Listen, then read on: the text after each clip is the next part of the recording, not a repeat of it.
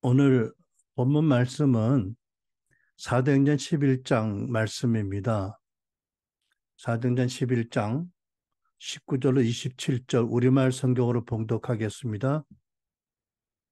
그 무렵 스데반의 일로 인해 핍박을 받아 뿔뿔이 흩어진 사람들은 페니키아, 키프로스 그리고 안디옥까지 건너가 유대 사람들에게만 말씀을 전하고 있었습니다.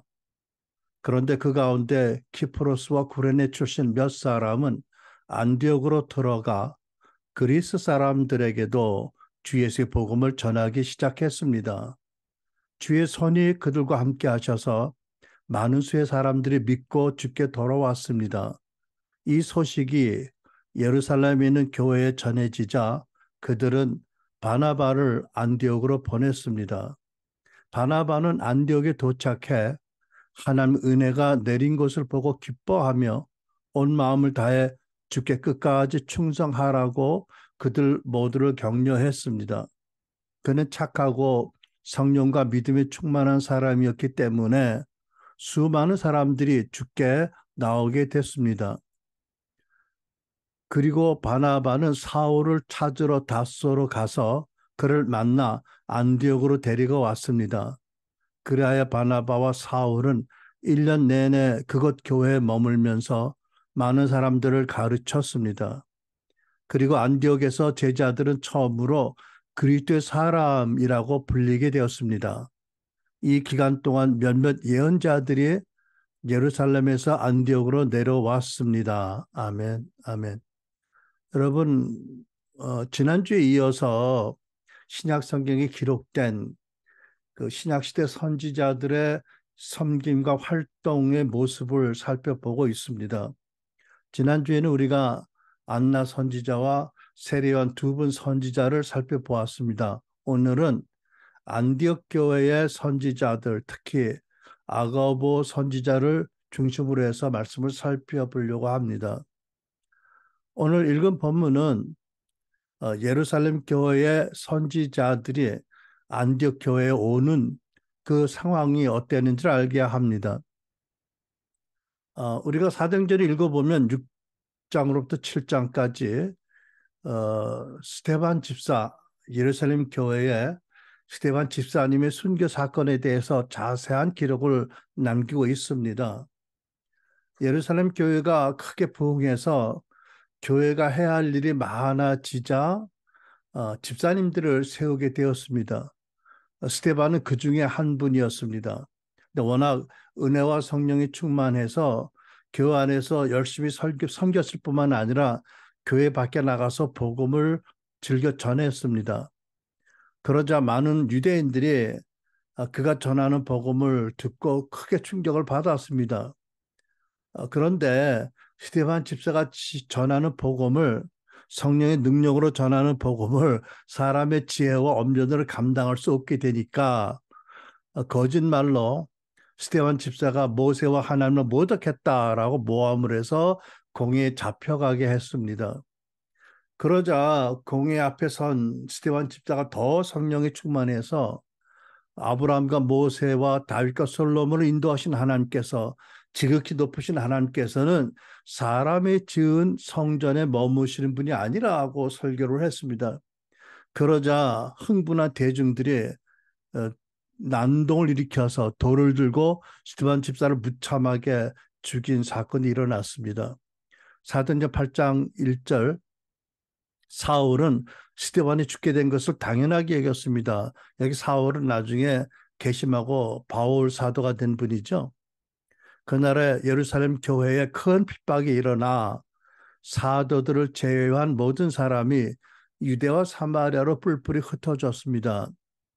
여러분 여기 보면 스데반 집사의 순교 사건과 더불어 큰 핍박이 일어났을 때에 많은 성도들이 유대와 사마리아로 뿔뿔이 흩어져 갔습니다.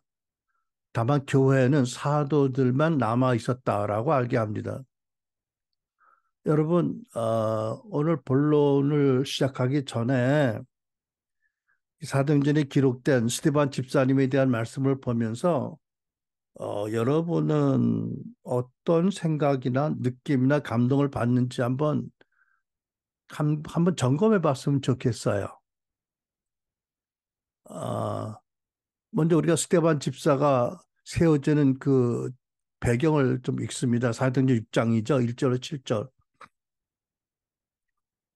이 무렵 제자들의 수는 점점 늘어났습니다. 그때 그들 가운데 그리스파 유대 사람들이 히브리파 유다 사람들에 대해 불평이 생겼습니다. 매일 음식을 분배받는 일에서 그리스파 유대 사람 과부들이 빠졌기 때문입니다. 아마 예루살렘 교회가 주일 모임을 가지고 어, 모임을 마치고 식사를 했던 것 같아요. 요즘 한국교회 많이 그러고 하고 있는데 어, 그런데 매일매일 사람들이 숫자가 늘어나서 그랬겠죠. 아무튼 준비한 음식이 부족했는데 하필이면 그 이방인 그리스 사람들 중에 게시만 한 사람들이 음식을 못 먹는 사람들이 많았던 것 같아요. 그래서 또 하필이면 그 유대인 믿는 신자들은 비교적 뭐 음식 배분에 뭐 줄을 먼저 섰든지 아무튼 문제가 없었던 것 같은데 문제가 생겼어요. 어, 2절 그리하여 열두 사도들은 제자들을 모두 불러놓고 말하였습니다. 우리가 음식을 분배하는 일로 인해 하나님의 말씀 가르치는 사역을 소홀히 여기는 것은 옳지 않습니다. 물론 성도들에게 그 음식을 잘 분배하는 일을 비롯해서 잘 성도들을 차별 없이 섬기고 격려하고 사랑하는 일이 중요하지만 갑자기 인원이 많아지다 보니까 모두가 또 바빠지니까 아마 이 사도들이 말씀을 준비하고 가르치는 사역이 소홀해졌던 것 같지요. 그거는 좋은 일이 아니다. 이렇게 말하면서 사도들이 형제들이여 여러분 가운데 성령과 지혜가 충만하다고 알려진 사람 7명을 뽑으십시오. 그러면 이 임무는 음식을 배분하고 주일날 성도들을 이렇게 환영하고 돌보고 하는 이 모든 일을 그들에게 맡기고 우리는 기도하고 말씀을 가르치는 일에 온 힘을 기울이겠습니다. 그러니까 그 예루살렘 사도들은 이 기도하고 말씀을 준비하고 가르치는 일을 최우선적인 그런 가치 있는 일로 여겼고 그 상당히 타당한 생각이라고 모두 믿습니다. 그죠? 어, 그러자 5절 모든 사람들이 이 제안을 기쁘게 받아들였습니다. 그들은 믿음과 성령이 충만한 사람 스테반과 빌립, 브로고노, 나가노르, 디몬, 바베나 그리고 유대교를 개종한 안디옥 사람 니골라를 뽑았습니다. 그들은 이 사람들을 사도들 앞에 세웠고 사도들은 그 사람들 머리 위에 손을 얹고 기도했습니다. 이렇게 해서 하나님의 말씀은 계속 널리 퍼져나갔으며 이로써 예루살렘에 있는 제자들의 수도 많이 늘었고 더욱이 수많은 제사장들도 이 믿음에 순종하게 되었습니다. 저도 이 사도행전 6장의 사도들과 같은 생각을 가지고 있습니다. 교회를 섬기는 일에 많이 있지만 가장 중요한 것은 기도하고 말씀을 준비하고 가르치는 일이다. 어찌하든지 하나님의 말씀이 계속 전파되고 또 예루살렘 교회 같이 제자들 수도 많이 늘길 바라고 더 나아가서 수많은 그런 종교적인 리더였던 제사장들이 복음의 믿음에 순종하게 된 것 같은 역사가 있기를 늘 바라왔습니다. 아무튼 스테반은 이렇게 해서 집사님으로 세워서 교회의 다양한 그 일들을 섬기던 분입니다. 그런데 스테반 집사님은 워낙에 성령과 지혜와 믿음에 충만한 분이어서 교회 내에서 봉사한 일도 잘 열심히 했을 뿐 아니라 교회 밖에 나가서 복음 전하는 일이 열심히 컸습니다. 그러다가 스테반이 전하는 복음을 듣는 그 불신자들이 크게 찔림을 받고 분노해서 결국은 참 참사가 일어났고 스테반 집사님의 입장에서는 영광스러운 순교를 면류관을 받게 되었죠. 그래서 여러분 이런 이제 스테반 집사님을 좀 생각을 해보기 원하는데 본론에 들어가기 전에 이분이 교회에서 그 성도들에게 음식을 나눠드리거나 뭐 여러 가지 다양한 그런 그 뭐 실제적인 봉사 일을 하는 데에 열심이었고 더 나가서 복음전도 열심이었고 이제 성령께 그 사로잡혀서 복음을 열심히 전했습니다. 아, 그런데 사역적으로는 뭐 스티반 미니스트리라든지 뭐 이렇게 어떤 성과가 있었던 건 아니었어요. 그죠? 뭐 당초에 그런 생각도 없었던 분이지요.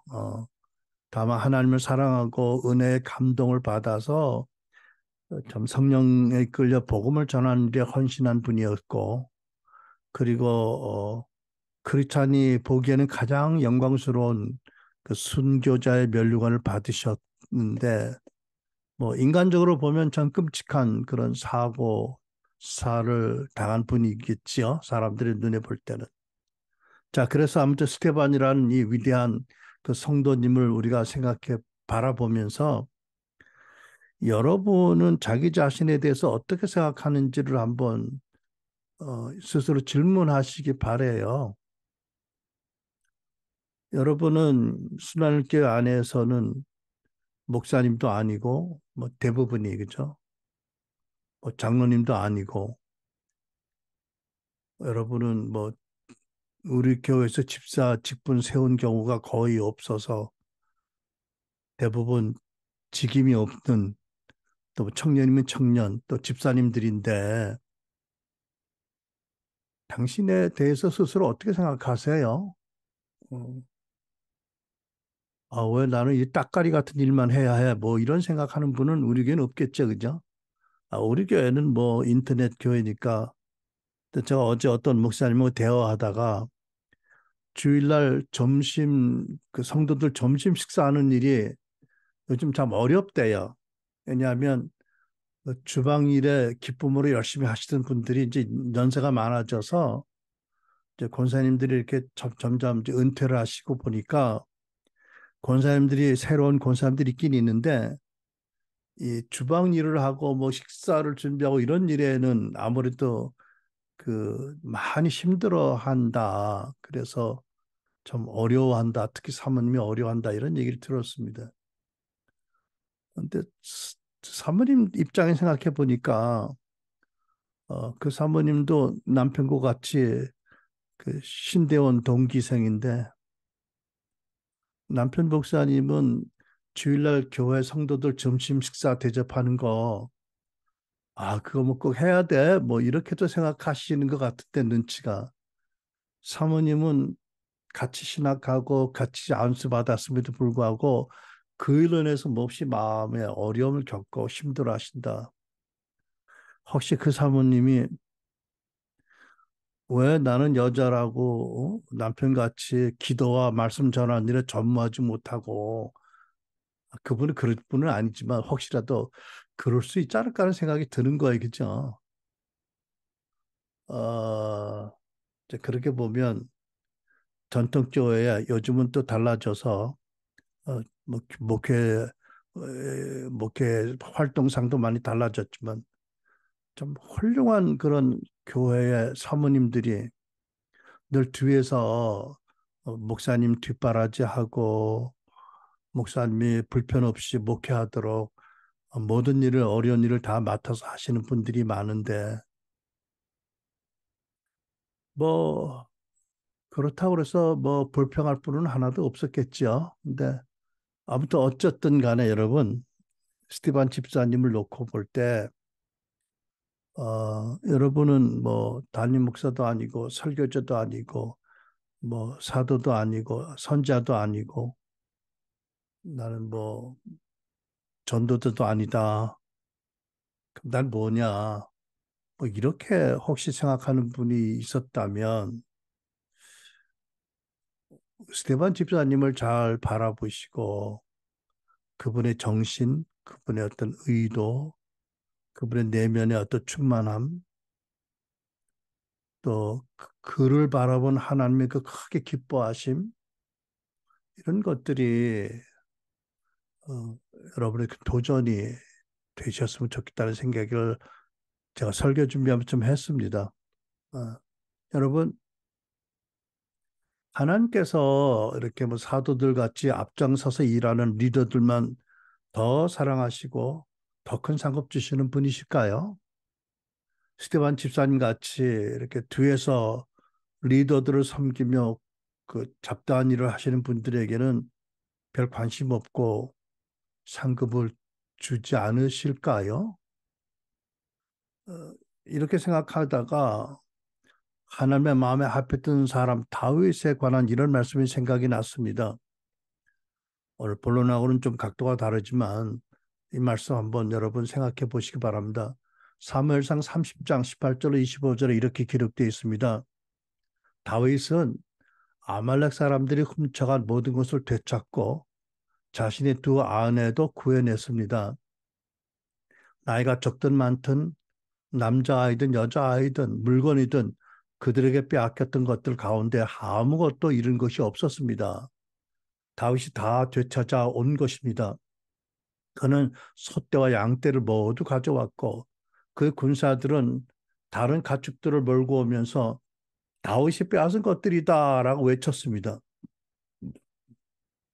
그러고 나서 다윗은 너무 지쳐서 따라갈 수 없어 부설 골짜기에 남아있던 200명의 군사들에게로 돌아왔습니다. 그들은 다윗과 그와 함께 있던 사람들을 맞으러 나왔고 다윗은 백성들에게 다가와 인사했습니다. 그러나 다윗과 함께 갔던 사람들 가운데 악하고 야비한 사람들이 말했습니다. 저들은 우리와 함께 같지 않았기 때문에 우리가 되찾은 이 빼앗은 물건들을 나눌 수 없다. 그냥 자기 아내와 아이들만 데리고 돌아가게 하여라. 그러나 다윗이 대답했습니다. 내 형제들아 그렇지 않다. 여호와께서 우리를 보호하셔서 우리를 치러 온 군대를 우리 손에 넘겨주셨다. 그러므로 이 모든 것은 여호와께서 주신 것이니 그렇게 생각하면 안 된다. 너희가 하는 말을 누가 듣겠느냐? 싸움에 나갔던 사람의 몫이 있듯이 남아서 물건을 지키던 사람도 그 몫이 있는 것이니 모두가 똑같이 나눠야 한다. 다윗은 그날부터 지금까지 이것을 이스라엘의 규례와 법도로 삼았습니다. 여러분, 어, 이렇게 다윗이나 스테반에 관한 말씀을 살펴보면서 여러분들 교회에서 어떤 일을 하시든지 자기 자신에 대해서 어떻게 보고 생각하는 게 성경적이라고 받아들이세요? 다윗의 이 말은 하나님의 마음에 합한 말이었습니다. 그죠? 너무 지쳐서 몸이 약해서 함께 끝까지 전쟁에 못 나갔던 사람들에게도 전쟁에 참여했던 우리와 동일하게 몫을 나누는 게 마땅하다. 이것이 하나님 보시기에 합당한 것이다. 더군다나 사도들도 하나님 주신 은사, 직분을 받아서 섬기는 사람들이잖아요. 모두가 다 하나님의 그 은혜의 분량을 따라 은사를 주시고 섬기게 하시는데 하나님이 누구는 앞에 서서 말씀 전하고 누구는 또 예언하고 누구는 이적을 행하고 하고 누구는 또 교회 또 식당에서 밥을 하고 뭐 누구는 청소하고 뭐 설거지하고 여러 가지 일을 해야 되는데 하나님 차별하실까요? 아니면 하나님 차별 안 하시는데 여러분 스스로 차별하시는지요? 하나님이 우리를 보시는 대로 우리가 보는 것이 너무 중요합니다. 그죠? 자, 본론으로 돌아와서 사도행전 11장 19절 21절 말씀을 봅니다. 그 무렵 스테바노 일로 인해 핍박을 받아 뿔뿔이 흩어진 사람들은 페니키아, 키프로스 그리고 안디오까지 건너가 유대 사람들에게만 말씀을 전하고 있었습니다. 그런데 그 가운데 키프로스와 구레네 출신 몇 사람은 안디옥에 들어가 그리스 사람에게도 주 예수의 복음을 전하기 시작했습니다. 그러니까 여기 보면 키프로스와 구레네 출신 몇 사람은 유대인인데 키프로스 지역에 살던 사람들, 이민 생활의 경험이 있던 사람들의 그죠? 구레네에서 살던 사람들 몇이 안디옥으로 가서 거기에는 유대인들에게만 복음을 전한 게 아니라 그리스 사람들에게도 복음을 전했다는 것입니다. 11절, 21절. 주의 손이 성령의 능력이 그들과 함께 하셔서 많은 수의 사람들이 믿고 죽게 들어왔습니다. 하나님이 굉장히 기뻐하셨어요. 그죠? 이방인에게 복음 전해지는 것을. 다시 한번 우리가 보는 것은 뭐냐면 예루살렘에 큰 핍박이 일어났죠. 스테반이 순교당한 일로 인해서 아마 불신자들이 분기가 탱천해가지고 핍박을 큰 사건을 계속 일으켰던 것 같습니다. 그러자 어, 핍박을 피해서 흩어진 신자들이 사방으로 흩어졌는데 그 중에 일부가 이제 안디옥까지 왔다는 거죠. 그런데 안디옥에 와서 강력한 하나님의 성령님의 역사에 잡혀서 복음을 전했고 이방인에게도 그리스 사람의 복음을 전했다. 그 결과 안디옥 지역에 살던 유대인들 신자들과 아울러 그 지역에서 전도받아 구원받은 이방의 신자들이 하나의 교회로 모이는 교회가 시작되었다. 그것이 안디옥 교회였다. 이게 엄청나게 충격적인 깊은 소식이었습니다. 이 예루살렘에 남아있던 사도들이 놀라운 소식을 듣고 새로 시작된 일어난 안디옥 교회를 돕도록 바나바 어떤 분이죠? 착하고 성령과 믿음에 충만한 바나바를 파송했습니다. 사도행전 네, 1장 24절. 그는 바나바는 착하고 성령과 믿음에 충만한 사람이었기 때문에 수많은 사람들이 죽게 나오게 되었습니다. 그리고 바나바는 사울을 찾으러 다서로 가서 그를 만나 안디옥으로 데리고 왔습니다. 네, 이 복음 전도의 큰 부흥이 시작이 되었고 예루살렘 교회에서 파송한 지도자 바나바는 원래 성품도 착하고 믿음과 성령이 충만한 사람이었는데 더 그래서 많은 사람들이 회심을 하고 교회 나오게 되었다. 죽게 나왔다. 그러자 바나바는 교사가 필요했기 때문에 사울을 찾으러 다스로 갔고 거기서 만나서 그를 안디옥으로 데려왔다. 그리고 사울을 자기 동역자로 삼은 거지요. 그리하여 바나바와 사울은 1년 내내 그곳 교회에 머물면서 많은 사람들을 가르쳤습니다. 그러니까 바나바와 사울은 교사로 사람들에게 말씀을 가르쳤던 것으로 보입니다. 그리고 안디옥에서 제자들은 처음으로 그리스도의 사람, 크리스찬이라고 불리게 됐다고 합니다. 여러분, 우리가 믿는 신자들을 흔히 크리스찬이라고 대표적으로 호칭하잖아요. 이 호칭, 이 영광스러운 호칭, 그 기름 부음 받은 그리스도를 따르는 사람들이라는 그 의미의 호칭이 제일 먼저 불려진 게 안디옥에서 있었다. 그러니까 안디옥의 불신자들이 보기에도 안디옥의 신자들이 특별했다는 거잖아요. 그죠? 네. 그러고 나서 얼마 후에 다시 이제 예루살렘에서 사람들이 옵니다. 예루살렘 교회를 섬기던 선지자들이 안디옥으로 내려오게 되었습니다.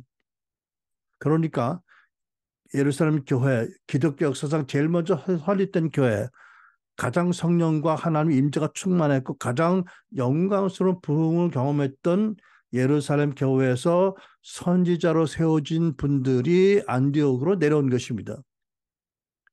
그 선지자들은 이미 안디옥에서 성도들을 지도하고 있던 바나바와 사울, 나중에 사도 바울이죠. 이 두 분을 도와서 함께 팀으로 교회를 섬겼다고 합니다. 그래서 여러분 우리는 여기서 먼저 안디옥에 와서 그 유대인뿐만 아니라 그리스도인에게 복음을 전했던 무병의 전도자들이 있고 또 바나바와 사울 두 교사들이 있었고 또 거기 위에 예루살렘에서 내려온 선지자들이 함께 팀으로 오중사역 팀이 구성이 되면서 함께 교회를 섬겼던 모습을 보게 됩니다. 그리고 나중에 계속 보면 안디옥 교회가 성령의 음성을 듣고 바울과 바나바를 파송하잖아요. 최초의 선교사로 이방인 선교사로 파송된 선교사로 나가는데 그 선교사로 나가는 과정 가운데 어, 이 바나바와 바울이 사도로 세워지게 됩니다. 그래서 성경은 이 두 분을 두 사도라고 표기하지요. 그래서 여러분 우리가 안디옥 교회에서 오중사역이 어떻게 일어나는지를 사도행전을 통해서 보게 되는 것입니다. 그러니까 오중사역이 한꺼번에 일어난 건 아니에요. 그죠? 먼저 성령께 이끌려서 복음을 전했던 전도자들이 있었고 그 다음에 교회가 시작되니까 이제 바나바가 이제 목사로 번임을 받았고 또 바나바가 목사이면서 교사였는데 또한 교사인 바울을 초청을 했고 그래서 바울이 또 오징작 팀에 합류를 했고 나중에는 예루살렘 선지자들이 물론 성령의 인도하심을 따라왔겠죠. 이렇게 시차를 두고 오징작 팀들이 하나하나 합류하고 그래서 오징작 팀이 일어난 것을 보게 됩니다. 그렇다면 오늘날 교회에 오중사역이 세워진다면 아마 사등전에 이 안디옥교회 같이 일시에 다섯 사역의 리더들이 다 있어서 오중사역이 일어나면 너무 좋겠지만 이런 모델도 충분히 가능하다라는 것을 보게 됩니다. 그렇죠, 여러분? 자, 이제 그 안디옥에 내려온 선지자들과 아가보 선지자를 살펴볼 텐데 첫째로 그 아가보 선지자는 안디옥에 와서 먼저 온 세상에 임할 흉년을 예언했습니다. 사도행전 11장 27절 30절 그 무렵에 예언자 몇이 예루살렘에서 안디옥에 내려왔다. 그 가운데 아가보라 하는 사람이 일어나 성령의 감동을 받아서 온 세계에 큰 기근이 들 것이라고 예언하였다. 바로 그 기근이 글라우디오 황제 때 들었다. 그래서 제자들은 각각 자기 형편을 따라 몫을 정하여 유대에 사는 신도들에게 구제 헌금을 보내기로 하였다. 그들은 그대로 실행해서 바나바와 사울 편에 그것을 장로들에게 보냈다. 예루살렘 교회에 보냈다는 말씀이죠. 이 아고보가 이 예언을 한 정확한 시기 또 예언이 성취되어서 온 세계에 큰 기근이 들었다는 그때가 언젠지는 확실하지는 않습니다. 그런데 이제 남아있는 그 당시 역사적인 문헌을 보면 그 시대 기근이 자주 들었다고 합니다. 그런데 이제 우리가 사도행전의 기록 순서를 보면 대략 예언하고 1년 내지 2년 이 어간의 예언대로 큰 기근이 일어난 것으로 보입니다. 이 아가보 선지자 예언으로 말미암아 이 안디옥 지역의 신자들은 그들에게 닥칠 기근으로 해서 미리 대비를 했어요. 그죠? 뿐만 아니라 예루살렘의 기근으로 고생하는 성도들을 돕기 위해서 구제헌금을 모아서 그래서 그것을 보내게 되었습니다. 그리고 바울과 바나바 두 분이 그것을 예루살렘 교회까지 전달을 했습니다. 이 일로 인해서 우리가 충분히 상상할 수 있는 건 뭐냐면 스테반의 죽음도 있었지만 또 야고보의 죽음이 있었거든요. 그 다음에 그런 그 리더들의 죽음으로 인해서 아무래도 사람들이니까 예루살렘 교인들의 사기가 크게 추락이 되었겠죠. 그런데 아가보의 선지자의 예언과 그 예언의 성취와 또 그런 말미암아 준비된 구제 헌금을 받고서 어떻게 되었을까요? 성도들의 믿음의 사기가 크게 진작이 되었을 거라고 믿습니다. 왜냐하면 그런 그 두 분의 귀중한 리더들을 잃었지만 여전히 살아계신 하나님의 그 돌보심을 살아계심을 다스리심을 나라를 크게 경험했기 때문이지요. 그러니까 이것은 참 예언의 큰 그런 축복이죠. 축복입니다. 그래서 이런 그 악어버의 경우를 통해서 우리가 뭘 배울 수 있냐면 오늘날의 교회 시대 사도 선지자들도 선자들도 혹시 하나님께서 다가올 재난을 경고하실 때 그 음성을 잘 듣고 그것을 해서 먼저 기도하면서 어떻게 교회에게 보고하고 교회로 하여금 적절하게 기도하고 조치를 해야 될 것인지에 대해서 역할을 해야 된다라는 것을 우리가 배우게 됩니다. 두 번째로 안디옥 선지자들은 성령 하나님 음성을 듣고 그것을 교회 리더십 팀에 제출을 했고 그래서 바나바와 사울을 따로 세워서 안수를 하고 파송하게 했습니다. 그러니까 이 사도행전 13장에 이 사건이 기록되어 있는데 안디옥 교회에 예언자들과 교사들이 있었는데 그들은 바나바와 느게르로 하는 시므온과 고레네 사람 루기오와 분봉왕 헤롯과 더불어 어릴 적부터 함께 자란 미나인과 사울이다. 그러니까 제가 보기에는 사울은 분명히 교사고요, 그죠? 아직 사도로 세워지기 전이고요, 교사고요. 바나바는 교사와 목사의 은사를 함께 받은 분 같고 나머지 분들은 잘 모르지만 안디옥교회 예언자들이 있었다, 선자들이 있었다 하니까 나머지 세 분은 아마 선자들인 것 같아요. 어쨌든 선자들과 교사들이 함께 있었는데 그들이 주님께 예배를 드리고 금식하고 있을 때에 성령님이 그들에게 말씀하셨다. 너희는 나를 위해서 바나바와 사울을 따로 세워라. 내가 그들에게 맡기려 하는 일이 있다. 그래서 그들은 금식하고 기도한 후에 두 사람에게 안수를 하여 떠나 보냈다. 그러니까 이 성령의 음성을 듣는 일에 최소한 어, 안디옥교회 선지자들이 분명한 역할을 했다라고 우리가 충분히 짐작을 할 수 있겠습니다. 그래서 아무튼 하나님께서 안디옥교회 리더십 중에서도 핵심인 두 분, 바나바 바울을 파송하게 하셨습니다. 근데 여러분 이것도 생각해 보면 쉬운 일은 아니었어요, 그죠? 어떻게 보면 바나바가 담임 목사님이고 오늘날 교회로 보면 어, 사울은 핵심적인 교사잖아요. 그러니까 교회 뭐 세속적인 편이 넘버 원, 넘버 투를 파송을 하는 거예요, 그죠?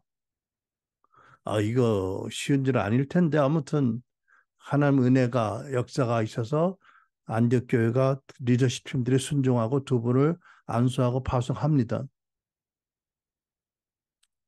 그런데 이제 아까 말씀드렸죠. 이 두 분이 파송돼서 나가서 선교사로 이제 나가는데 사도행전 13장을 보니까 43절에 이 두 분을 두 사도라고 호칭합니다. 회당의 모임이 끝난 후에 유대인과 유대교에 입교한 경건한 그러니까 이방 사람들이 많이 바울과 바나바를 따르니 두 사도가 더불어 말하고 항상 하나 은혜 가운데 있으라 권하니 그러니까 성경은 바울과 바나바를 두 사도라고 표기합니다. 그러니까 어떻게 구체적으로 어느 시기에 어떤 절차로 사도로 세우는지 모르지만 아무튼 사도로 세워진 거예요. 그렇죠? 하나님의 말씀이 그것을 입증합니다. 그래서 우리가 여기서 또 무엇을 배울 수 있냐면 어, 오늘날 최소한도 기독교 역사상 오중 사역이 에베소 교회나 안디옥 교회에 있었지만 오랜 기간 동안에 오중 사역이 구체적으로 세우지 않았다.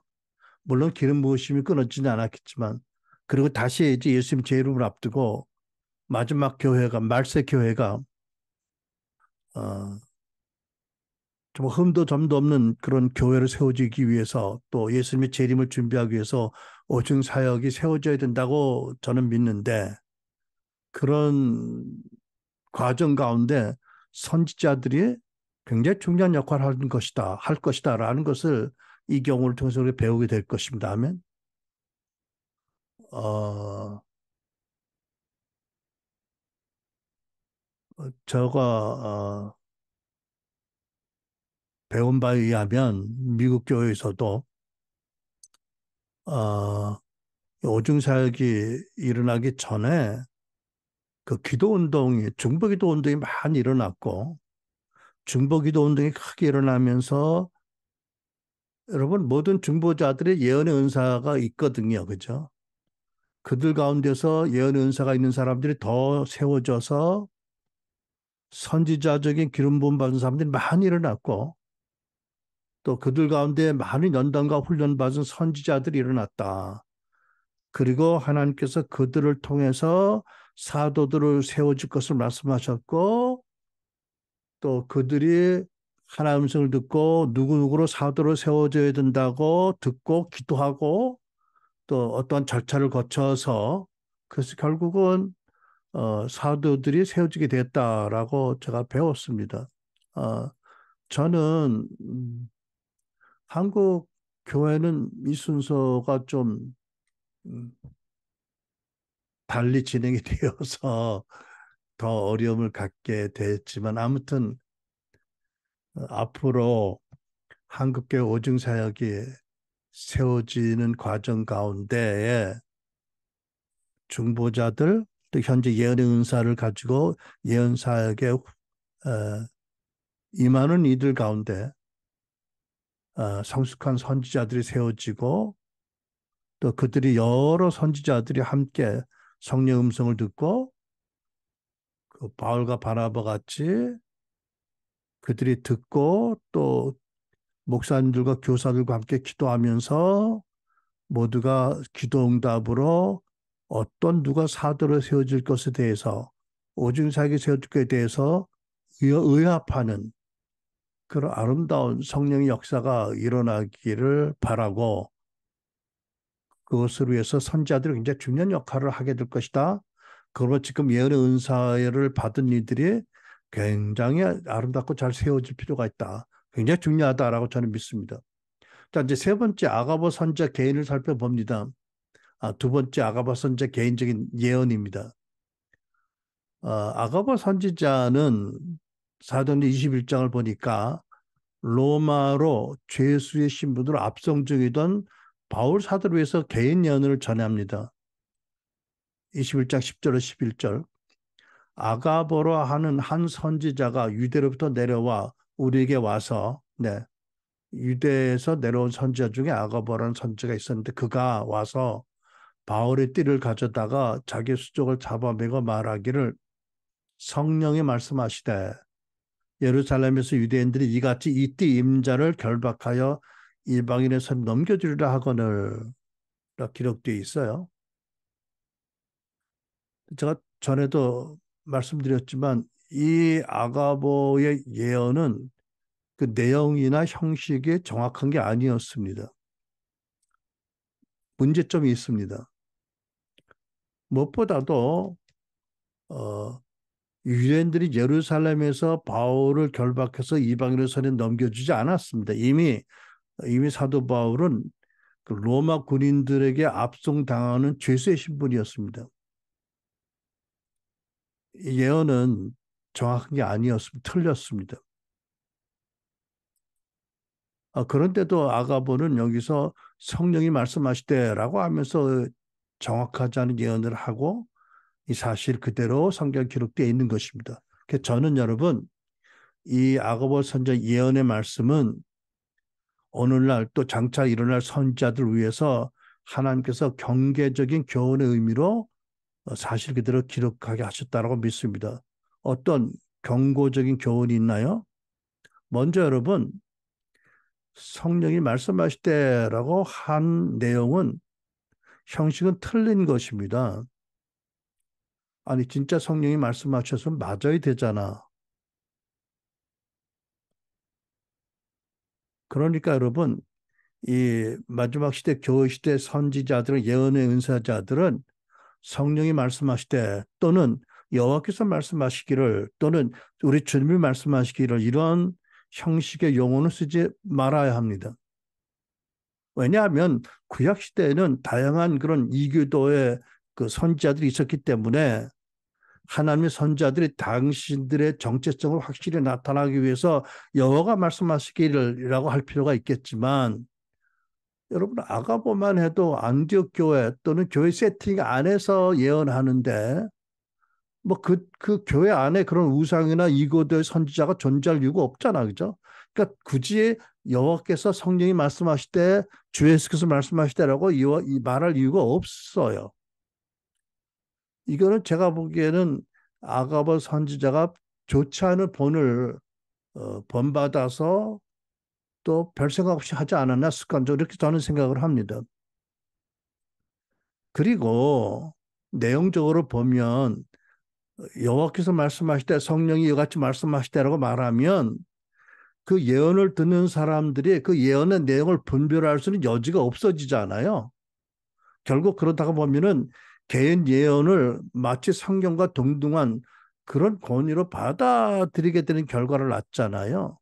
더 나가서 그런 예언을 전하는 선지자는 예언 사역자들이 자꾸 그러다 보면 교만한 마음을 갖게 되지 않을까? 또는 본의 아니게 남들을 조종하는, 컨트롤하는 그런 정신이 들어가지 않나? 아니면 그분들은 그런 의도나 뭐 정신이 없더라도 받는 사람들은 그렇게 믿지 않을까? 이런 여러 가지 생각이 따르는 것입니다. 이거는 합당한 게 아닌 거지요. 여러분, 성경은 하나님 말씀은 모든 예언을 분별하라고 그랬잖아요. 그죠? 그게 선지자든 뭐 예언사역자든 간에 고린도서 14장 29절 예언하는 자는 둘이나 셋이나 말하고 다른 이들을 분별할 것이다. 그러니까 이게 이런 세팅이잖아요. 그 당시 이제 가정교회잖아요. 그죠? 이런 가정교회 20명, 30명 모였다. 예배하는 중에 성령이 임하셔서 이제 예언을 하는 사람들이 예언을 시작한 사람들이 있다. 그러니까 고린도서 14장 이제 다시 한번 저 앞에서 읽어보겠습니다. 33절까지. 예언하는 사람은 둘이나 셋이서 말하고 다른 이들을 듣는 이들은 그것을 분별하십시오. 그러나 앉아 있는 다른 사람의 계시가 내리거든. 그러니까 무슨 뜻이죠? 아마 앉아서 예배드리다가 계시가 임하면 일어서서 예언을 시작하는 거예요, 그죠? 그래서 어떤 사람이 일어서서 예언을 하고 있는데 그 옆에 앉아있던 다른 형제에게 자매에게 계시가 임하거든. 먼저 말하던 사람은 잠잠하십시오. 어떻게? 아마 리더가 손짓을 하겠죠. 뭐 아니면 어떤 방법으로든지 전달이 되겠죠. 그러면 먼저 예언하던 사람은 예언을 중단하라는 거죠. 그 새로 계시를 받은 사람이 예언을 하라는 거예요. 여러분이 이렇게 모두 한 사람씩 한 사람씩 예언을 할 수 있습니다. 그래야 모든 사람의 배우고 권면을 받게 됩니다. 예언하는 이의 영은 예언하는 이들에게서 통제를 받습니다. 하나님은 무질서의 하나님이 아니라 평화의 하나님이십니다. 어떤 분은 예언하는 이의 영이라고 해서 영을 성령이라고 해석하는 분이 있는데 뭐 그것이 성령님이든 아니면 예언하는 사람의 영, 개인의 영이든 아무튼 중요한 건 뭐냐면 성령의 계시가 임해서 예언을 시작했어요. 벌떡 일어나서 예언을 하는데 옆에 앉았던 다른 형제 자매에게 성령의 새로운 계시가 임합니다. 그러면 예언하던 사람이 예언을 마치기 전이라도 잠잠해야 된다. 그래서 그 앉아서 계시를 받은 사람이 일어나서 예언을 해라. 둘이 같이 예언하는 법이 없다.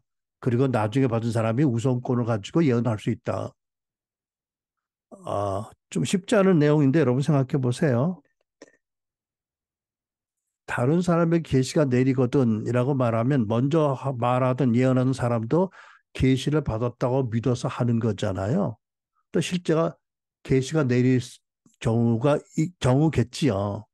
그러나 그렇더라도 성령의 계시로 예언을 시작했더라도 다른 사람에게 성령께서 계시를 주신다면 그 사람은 중단해야 된다. 그리고 나중에 계시 받은 사람이 일어나서 예언을 해야 된다. 아,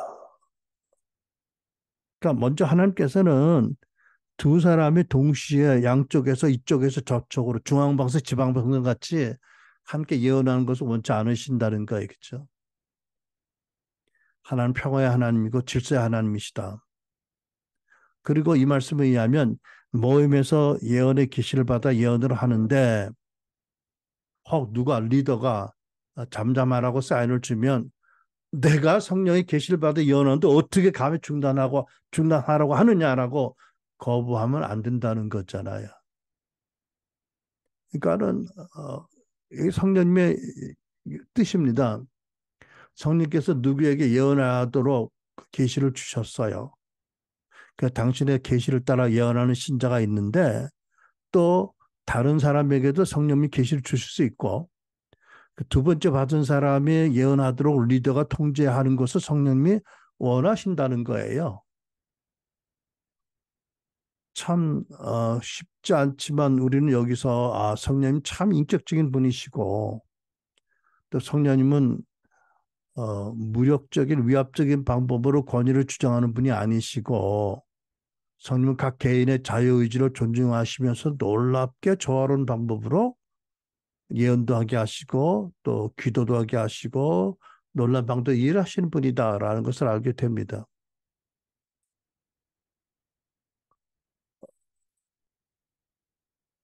그런데 이제 대조적으로 우리가 보면 제가 싫어하는 용어지만 뭐 그 양심 역사라는 말이 있잖아요. 아무튼 믿는 신자에게도 악령이 틈타서 거짓 예언을 하게 할 수도 있다라고 가능성을 배제하지 못하는데 그런 경우든지 아니면 뭐 무술하는 사람들, 무속하는 사람들 같은 경우에 보면 제가 직접 예언 받아본 적은 없지만 듣기로 흔히 사람들에게 강제하거나 두려움을 주거나 강요하거나 요구하거나 주장한다. 이거는 악령의 성품이죠. 또 여기서 우리가 뭘 배울 수 있냐면 여러분 근본적으로 원칙적으로 예언은 함께 모인 자리에서 해야 된다. 그러니까 아무도 없는 자리에서 사역자와 예언 받는 사람만 둘만 있는 데서 사사롭게 예언하는 것은 성령의 추천한 바가 아니다. 성경의 추천한 바가 아니다. 이것을 일상화해서는 안 된다. 혹 부득이한 형편에 그랬다면 그리고 그것이 어떤 액션이 삶의 반응에 뒤따라야 된다고 한다고 하면 반드시 그 예언을 자기의 영적 리더에게 나누고 함께 분별을 하도록 해야 된다라는 것을 원칙으로 우리가 알아야 될 것입니다. 여러분, 거듭 말씀드리죠. 성경은 우리가 누구든지 부분적으로 알고 부분적으로 예언한다. 그러니까 완전한 것 같이 권위를 주장하지 말아야 된다. 분별해야 된다라는 것을 우리가 명심해야 합니다. 자, 그래서 여러분, 우리가 다시 한번 말씀드리게 뭐냐면 교회 시대의 선지자 예언 사역은 구약 시대 선지자들의 사역과 많은 면에서 달라지는 것이 성경적이다. 달라졌다라는 것을 잘 이해해야 합니다. 그렇다고 우리가 신약 시대 선지자들이 존재하지 않는다. 그들의 부르심과 권위를 부인하는 건 결코 아닙니다.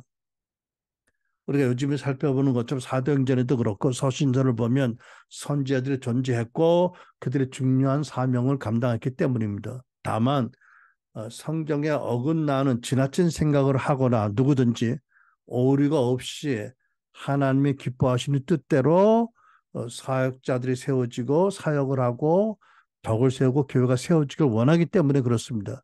그러니까 성령 역사를 모방하는 악령에게 어떤 틈도 주지 않도록 하기 위해서 우리는 이 말씀을 통해서 이런 것들을 잘 배우고 기억하고 또 그래서 훌륭한 선지자들이 세워지도록 기도하고 축복해야 된다는 것입니다. 마태복음 10장 41절 선지자 이름으로 선지자를 영접하는 자는 선지자상을 받을 것이요. 하나님이 예수님께서 선지자상을 약속하셨어요.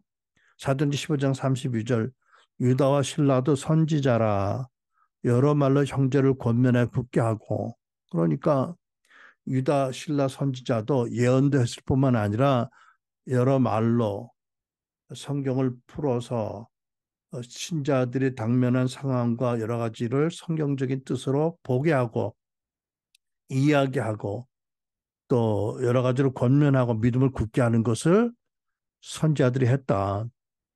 이것도 선지자들의 사역이었다는 것을 알 수가 있습니다. 그러니까 우리는 마지막 시대에 훌륭한 선지자들이 많이 세워지고 활동하는 것이 하나님 뜻이고 우리는 그렇게 그들이 세워지기 위해서 교회 기초를 바로 세워야 된다라는 것을 우리가 강조하기 원합니다. 여러분, 우리가 어떠한 성숙하고 훌륭한 선지자들이 세워지기 원합니까? 말씀에 따르는. 그래서 다시 살펴볼 말씀이 에베소 4장 말씀이죠. 먼저 에베소 4장 1절로 3절은 신약시대 선지자들의 정신과 목적과 역할에서 분명히 적시된 이렇게 말씀을 기록하고 있습니다. 하나님께서 여러분을 불러주셨으니 그 불러주신 뜻에 합당하게 살아가십시오. 무슨 뜻입니까? 3절, 2절 언제나 겸손함과 온유함을 지니십시오. 사랑으로 서로 용납하면서 오래 참으십시오. 여러분은 성령의 여러분을 평화의 띠로 묶어서 하나가 되게 해주신 것을 힘써 지키십시오. 선지자들이 흔히 좀 날카로운 그런 어떤 성정이 있다 하더라도 더 겸손함을 추구하고 온유함을 사모하고 서로 사랑으로 용납하고 오래 참으면서 교회가 하나 되게 하나님이 하신 것을 힘써 지켜야 된다. 이게 오증사역자 또 선지자의 갖춰야 될 정신, 목적, 역할입니다. 그리고 그 하반절에 그 이후에 기록된 말씀 11절로 13절 말씀처럼 그분이 어떤 사람은 사도로, 어떤 사람은 예언자로, 어떤 사람은 복음 전도자로, 또 어떤 사람은 목사와 교사로 삼으셨습니다. 그것은 성도들을 준비시켜 봉사 일을 하게 하고 하나님을 봉사하는 일을 하게 하고 그리스도의 몸을 세우게 하는 것이며 우주적인 교회를 세우는 것이다. 그리하여 성도 모두가 하나님의 아들을 믿는 일과 아는 일에 하나가 되고 성도 개개인이 온전한 사람이 되어서 그리스도 충만하심의 경지까지 성장하고 이르게 해야 합니다. 이것이 오직 사역을 주신 선자를 주신 하나님의 목적이지요. 교회에 속한 신자들이 하나님을 섬기는 봉사하고 사역을 할 수 있도록 저들을 가르치고 격려하고 급유시키고 성숙하고 성장하게 하는 것이다. 그 저들을 격려해 하나님 일을 하게 해서 그리스도 몸이 자라게 하고 또 하나님 나라 확장되게 하고 한 사람 한 사람이 더 성숙해서 흔들림 없이 그리스도를 닮아서 성장하는 사람이 되게 하는 것이 오중 사역자, 선지자의 주된 사명이다. 자, 여러분, 오늘은 그 안디옥 교회 선지자들 중심으로 해서 장차 우리 교회도 여러분들 가운데 많은 이들이 선지자나 또는 선지자 해당하는 그런 예언사역자로 성장하기를 바라는데 기억해야 될 기본 책무가 무엇인지를 정리해 봅니다. 혹 하나님께서 다가올 재난에 경고하시는 음성을 주시거든 그것을 두고 기도하면서 어떻게 적절한 조치를 취해서 교회에서 또는 전부가 실행할 무슨 일이 있는지를 알고 구하고 교회 제출하고 하게 하는 것이다. 네. 또 교회 안에서 오증사에게 세워지도록 특별히 기도하는 것이 선지자의 사명이고 혹시 하나님께서 그를 위해서 주시는 역할이 있다면 그것을 충실히 수행해야 된다. 또 선지자라 할지라도 뭐 여호와가 말하노라 뭐 성령이 말씀하시기라는 그 진부하고도 오해받을 그럴 권위를 주장하는 용어를 쓰지 말고 오히려 예언을 듣는 사람들이 내용을 잘 분별해서 받아들이도록 권장을 해서 혹이라도 개인 예언을 성경과 같은 권위로 높이지 않도록 또 사람들이 받아들이지 않도록 잘 가르치고 경고하고 본을 보고 조심해야 된다. 그리고 무엇보다도 교회 하나됨을 지키면서 그러기 위해서 어떻게 교회의 그 사도적인 질서, 권위에 순종하면서 스스로 성도들로 하여금 성숙하고 성장해서 하나님을 섬기는 일을 하게 하고 하나님 나라를 확장하는 일에 헌신하도록 좋은 열매 맺도록 가르치고 본을 보이고 격려해야 된다. 기도해야 된다. 이런 것들이 선지자들의 교회 시대 선지자들 중요한 직무의 일부다라는 것을 오늘 정리하고 말씀을 마치겠습니다. 기도하겠습니다.